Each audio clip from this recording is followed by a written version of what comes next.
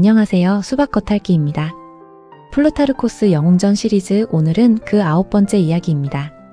바로 고대 그리스와 로마의 역사를 통틀어 가장 치명적인 승리를 거두고도 그 승리의 제단 위에 자국민과 동족의 피를 가장 많이 흘리게 한 두 사람이 있습니다. 스파르타의 제독 리산드로스 그리고 로마의 독재관 루키우스 코르넬리우스 술라입니다. 전쟁에서 이긴 자가 칼을 거두지 않고 오히려 그 칼끝을 안으로 돌렸을 때 무슨 일이 벌어지는가? 오늘 이야기는 승리와 핏빛 숙청 그리고 무자비한 피의 정치에 관한 기록입니다. 플루타르코스는 영웅전에서 이 두 인물을 짝지어 비교론을 전개했습니다. 두 사람은 모두 가난하고 미약한 배경에서 출발해 오직 자신의 능력만으로 국가의 최고 권력에 올랐다는 공통점을 지닙니다. 그러나 이들의 생애를 관통하는 진정한 교차점은 따로 있습니다. 바로 승리 이후의 잔혹성입니다. 적을 꺾은 뒤 이들이 보여준 무자비한 숙청과 공포 정치는 당대뿐만 아니라 오늘날의 정치사에도 서늘한 경고를 던집니다. 오늘 영상은 플루타르코스의 원전을 중심으로 크세노폰, 아피아노스, 살루스티우스 같은 1차 사료와 현대학계의 평가까지 함께 짚어가며 권력이 견제받지 않을 때 뿜어내는 광기와 제도화된 살인의 정황을 해부해보겠습니다. 먼저 두 사람의 평행이론부터 확인해보겠습니다. 첫째, 두 사람 모두 가난하고 미약한 배경에서 출발했습니다. 리산드로스는 왕족의 혈통을 지녔으나 극심한 빈곤 속에서 자랐고 술라는 명문 귀족 가문 출신이었으나 가세가 기울어 싼 새빵을 전전했습니다. 둘째, 두 사람 모두 오직 자신의 능력만으로 최고 권력에 등극했습니다. 셋째, 국가의 운명을 구원한 극적인 전투에서 승리했습니다. 리산드로스에게는 아이고스포타미 해전이, 술라에게는 콜린의 문 전투가 그것입니다. 그리고 넷째, 가장 중요한 공통점입니다. 승리 직후 두 사람 모두 무자비한 동족 숙청을 벌였다는 것. 승리의 순간이 곧 학살의 시작이었다는 점에서 두 사람의 궤적은 소름 끼치도록 닮아 있습니다. 먼저 리산드로스입니다. 그는 스파르타의 왕족인 헤라클레스 가문의 혈통을 지녔으나 극심한 빈곤 속에서 성장했습니다. 스파르타의 엄격한 규율에 철저히 순응하며 자랐고 육체적 쾌락에는 초연했습니다. 그러나 명예와 권력을 향한 야심, 이른바 명예욕만큼은 스파르타식 교육이 그의 내면에 심어준 뿌리 깊은 본성이었습니다. 그는 기만과 학살을 통해 아테네를 무너뜨리고 스파르타의 절대적 패권을 확립한 인물입니다. 그 과정을 연보로 따라가 보겠습니다. 리산드로스는 기원전 454년 무렵 스파르타에서 태어났습니다. 기원전 407년 그는 스파르타의 해군 제독으로 임명됩니다.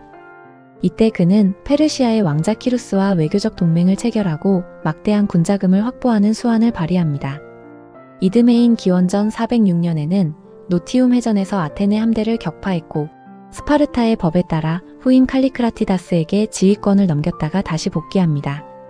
그리고 기원전 405년 운명의 아이고스포타미 해전에서 아테네 함대를 괴멸시키고 이듬해 아테네의 항복을 받아내며 27년에 걸친 펠로폰네소스 전쟁을 끝냅니다.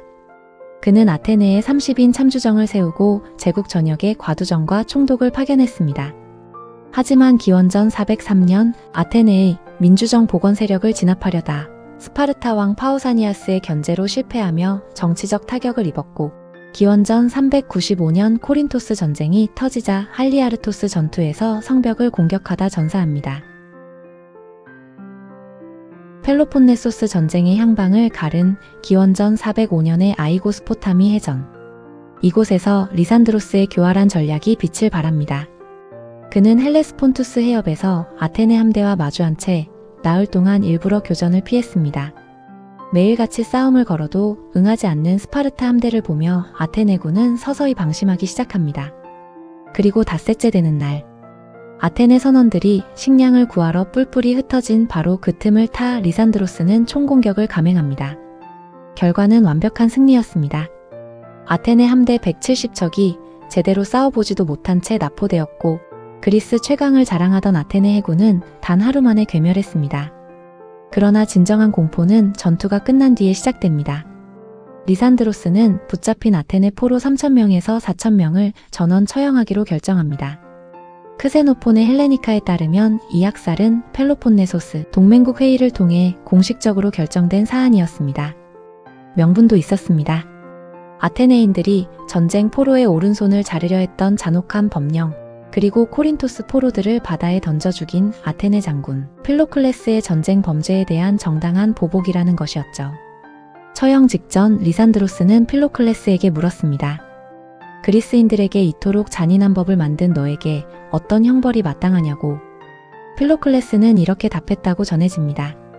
재판관 행세를 하지 말고 승자로서 패자에게 하려던 일이나 하라. 현대 학계의 평가는 엇갈립니다. 로체를 비롯한 학자들은 이 학살이 단순한 복수가 아니라 고도로 계산된 정치적 테러리즘이었다고 분석합니다. 당시 포로의 대다수는 아테네 민주정의 핵심 지지 기반인 하층 민 노자비들이었습니다. 이들을 살려두면 아테네 해골력이 복원되고 민주주의의 불씨가 되살아날 것을 우려해 민주주의의 인적 기반 자체를 멸절시키려 했다는 겁니다.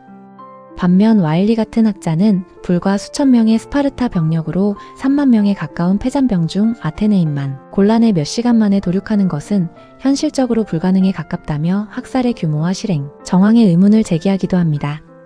전쟁에서 승리한 리산드로스는 이제 그리스 세계 전체를 자신의 설계도대로 뜯어고치기 시작합니다. 이른바 체제 청소 작업입니다. 먼저 점령지 곳곳에 데카르키아, 즉 시빈 과두정이라는 꼭두각시 정권을 세우고 스파르타 총독을 파견해 지배했습니다. 아테네에는 30인 참주정을 심었습니다. 크리티아스와 테라메네스가 이끈 이 참주정은 민주주의를 청산한다는 명분 아래 폭정을 펼쳤습니다. 정치적 반대파는 물론 단순히 재산이 많다는 이유만으로 거류민들까지 사냥감이 되었고 1,500명 이상이 처형당했으며 그들의 재산은 강탈되었습니다. 주목할 점은 리산드로스의 권력이 유지되는 방식입니다.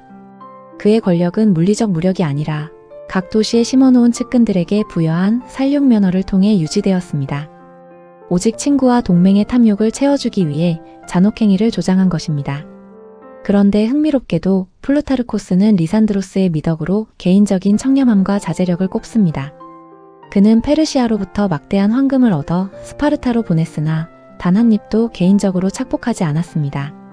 심지어 시라쿠사의 참주 디오니시오스가 그의 딸들에게 화려한 옷을 보냈을 때도 오히려 흉해 보일 것이라며 거절했을 정도였습니다. 그러나 그의 치명적 결함은 통제 불가능한 잔혹성과 기만이었습니다. 대표적인 사건이 밀레투스에서 벌어집니다.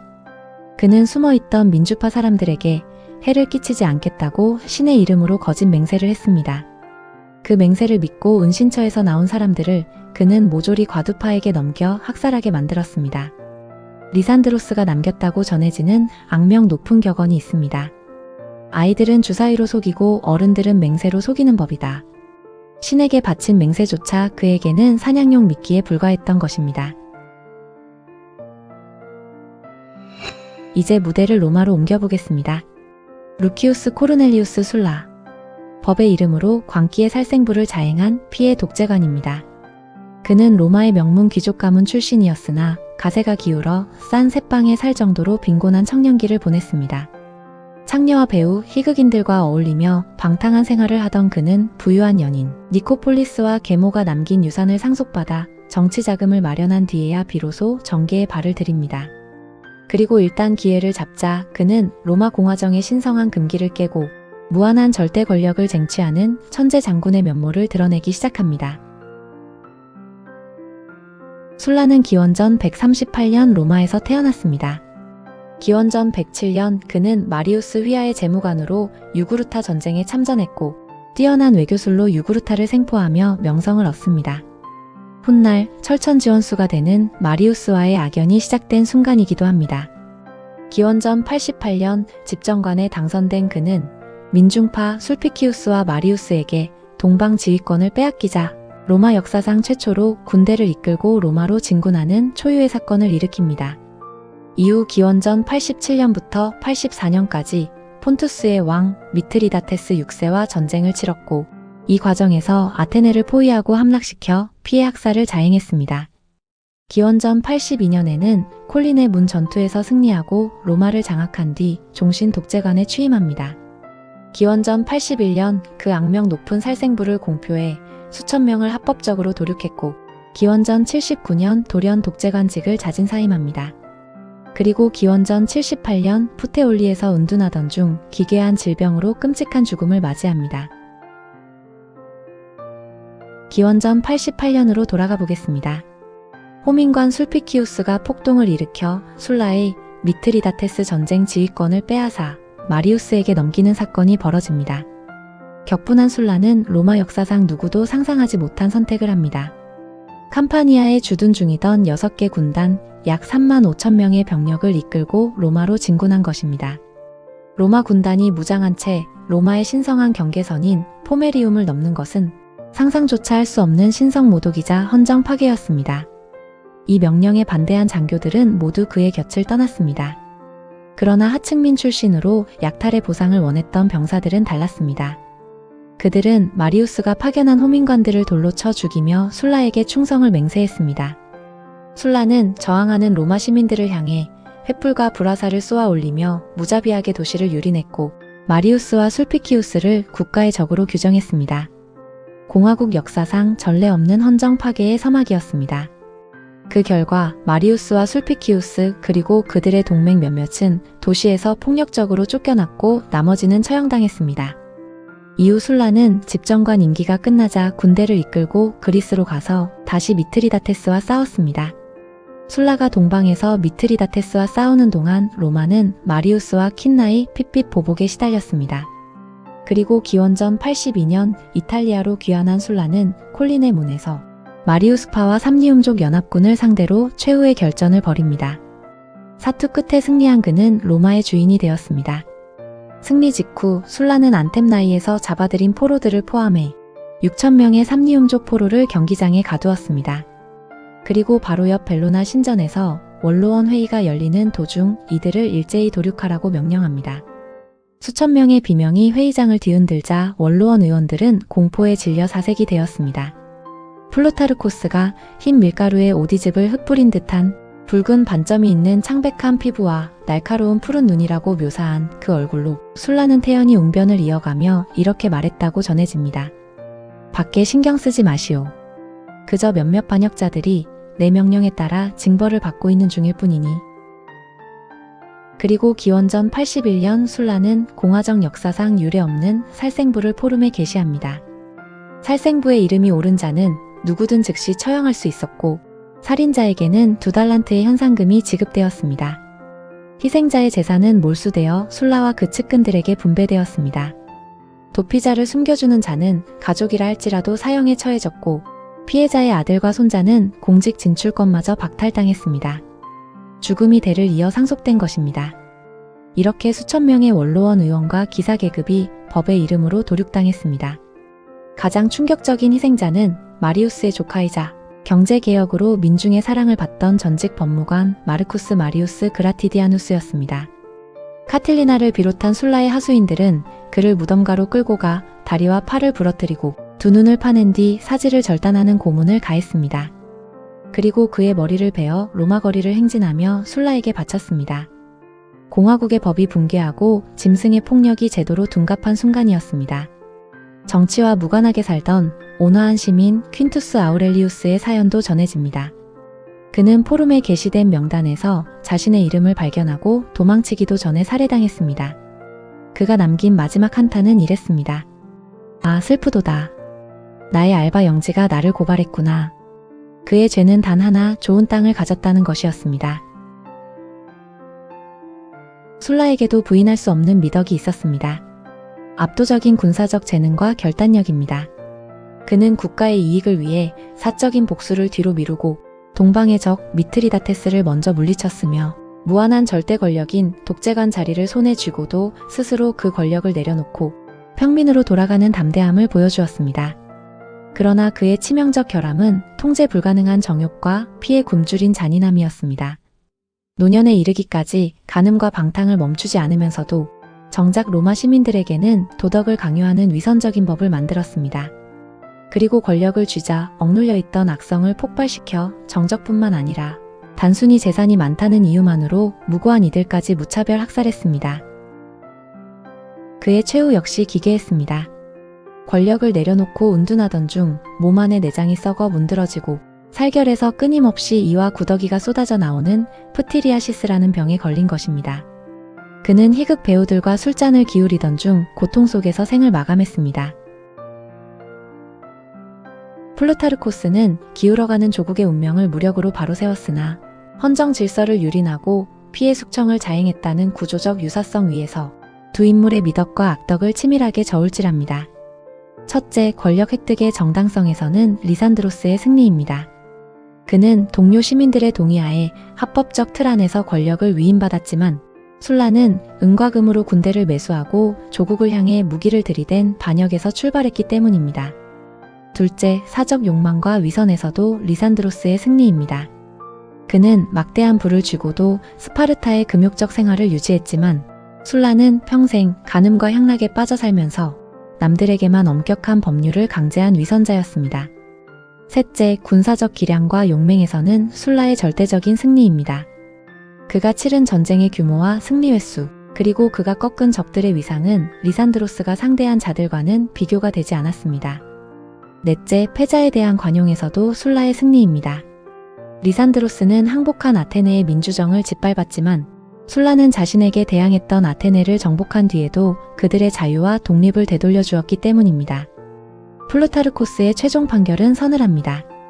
우리는 술라가 더 많은 위협을 달성했고 리산드로스는 더 적은 잘못을 저질렀다고 판결한다. 극기와 절제에서는 리산드로스에게, 장군으로서의 자질과 용맹에서는 술라에게 우위를 부여한다. 요컨대 리산드로스는 자제할 줄 아는 잔혹한 야심가였고 술라는 제어 불가능한 위선적 학살자이자 천재였던 셈입니다. 그렇다면 이들이 자행한 숙청의 본질은 무엇이었을까요?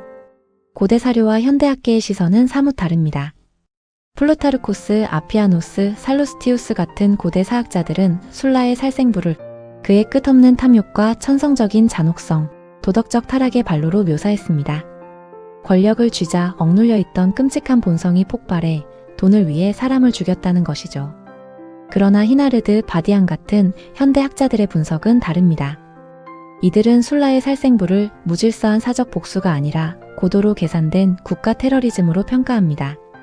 술라 이전에 마리우스와 킨나가 자행한 학살이 불법적이고 우발적인 린치에 불과했다면 술라는 특별법을 만들어 살인을 완전히 제도화했습니다.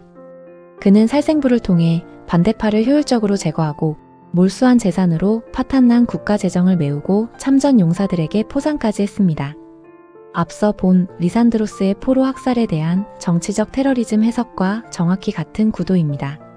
두 사람의 잔혹함은 광기가 아니라 피도 눈물도 없는 치밀한 체제 청소 작업이었던 셈입니다. 권력이 견제받지 않을 때 폭주하는 피해 정치는 현대 사회와 우리 역사 속에서도 다양한 형태로 반복됩니다. 첫째, 피로 쓴 명부입니다. 술라의 살생부는 조선 연산군 시절의 갑자사화와 놀랍도록 닮아 있습니다. 연산군은 어머니 패비 윤씨의 복수를 명분으로 내세웠지만 실질적으로는 왕권을 위협하는 대신들을 숙청하고 그들의 재산을 몰수해 탕진하기 위한 국가폭력을 자행했습니다. 처벌이 당사자를 넘어 연좌제를 통해 가족의 노비화와 부관참시로 이어진 점은 살생부에 오른 자의 아들과 손자의 공직 진출권까지 박탈한 술라의 억압과 정확히 일치합니다. 겉으로는 법치를 내세우며 실제로는 블랙리스트를 만들어 반대파를 숙청하는 오늘날의 표적 수사 역시 술라가 만든 제도화된 공포의 연장선에 있습니다. 둘째, 기업 사냥입니다. 리산드로스가 점령지에 데카르키아와 30인 참주를 심어 적폐 청산을 명분으로 핵심 인재를 제거하고 자원을 수탈한 방식은 현대 기업 인수합병 과정에서 벌어지는 악랄한 구조조정과 판박이입니다. 새 경영진이 낙하산으로 내려와 유능한 직원들을 반대파로 몰아쳐내고 자기 측근들을 요직에 앉혀 조직의 이익을 사유화하는 모습 말입니다. 셋째, 극한 이분법입니다. 우리 편은 무죄, 상대편은 유죄로 나뉘는 현대 사회의 양극화. 권력이 공공의 이익을 상실하고 오직 내 편의 배를 불리고 저들의 숨통을 끊는 사적 보복의 도구로 전락할 때 사회는 붕괴합니다. 술라가 자신의 무덤에 남긴 묘비명은 인류 역사상 가장 소름 끼치는 자기 고백이자 극단적 진영 논리의 상징입니다. 나를 도운 친구보다 더 큰 은혜를 베푼 자도 없고 나를 해친 원수보다 더 큰 복수를 받은 자도 없다. 나는 그들 모두에게 온전히 빚을 갚았다. 내 편에게는 무한한 시혜를, 반대편에게는 무한한 복수를. 세상을 오직 적과 동지로만 나눈 이 극한의 이분법은 리산드로스에게도 그대로 적용됩니다. 그 역시 오직 자기 친구들의 탐욕을 채워주기 위해 수많은 무고한 사람들의 학살을 묵인하고 조장했으니까요. 부패를 청산하겠다고 나선 권력자가 결국 더 큰 피바람과 제도적 폭력을 몰고 왔을 때 우리는 과연 그들을 영웅이라 부를 수 있을까요? 피로 쓴 법은 결국 피로 지워집니다.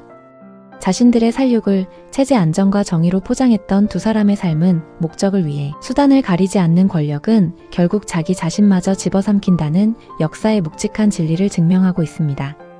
아이고 스포타미의 해변에서 그리고 로마의 포름에서 흘렀던 피는 2000년이 지난 오늘날에도 끊임없이 반복되는 정치적 보복과 권력 남용의 기원을 보여줍니다. 승리 그 자체보다 승리한 뒤에 무엇을 하는가가 그 사람의 본질을 드러내는 법입니다. 오늘 영상이 유익하셨다면 구독과 좋아요 부탁드립니다. 다음 영상에서 또 다른 영웅들의 이야기로 찾아뵙겠습니다. 지금까지 수박 겉핥기였습니다. 감사합니다.